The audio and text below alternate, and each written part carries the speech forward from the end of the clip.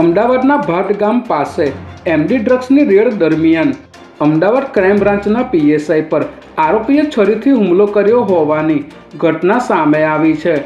Crime બ્રાન્ચની ટીમને બાતમી મળી હતી કે ભાટ ગામ વિસ્તારમાં એમડી ડ્રગ્સ લઈને એક યુવક કારમાં પસાર થવાનો છે, જેના આધારે પોલીસે કારને રોકવાની કોશિશ કરી હતી, પરંતુ યુવકે કાર રોકી ન હોવાથી યુવકની કાર અને ક્રાઇમ બ્રાન્ચની કાર એકબીજાને અથડાતા અકસ્માત સર્જાયો હતો।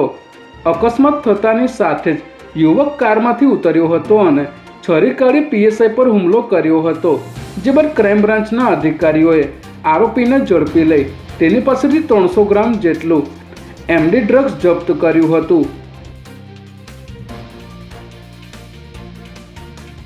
ગાંધીનગર કલેક્ટર કચેરીમાં જમીન ફાળવણી શાખાના નાયબ મામલતદાર અને તેમના વતી વહીવટ કરતા નિવૃત્ત પટ્ટાવાળાને એસીબીએ 4.5 લાખની લાંચ લેતા રંગે હાથ ઝડપી લીધા છે।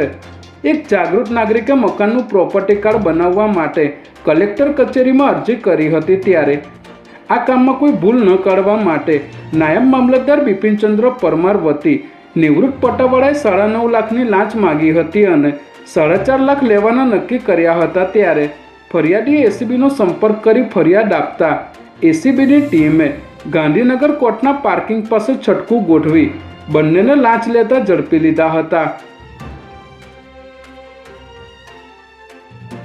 વડાપ્રધાન નરેન્દ્ર મોદી આજે 8:30 વાગે દેશને સંબોધિત કરશે।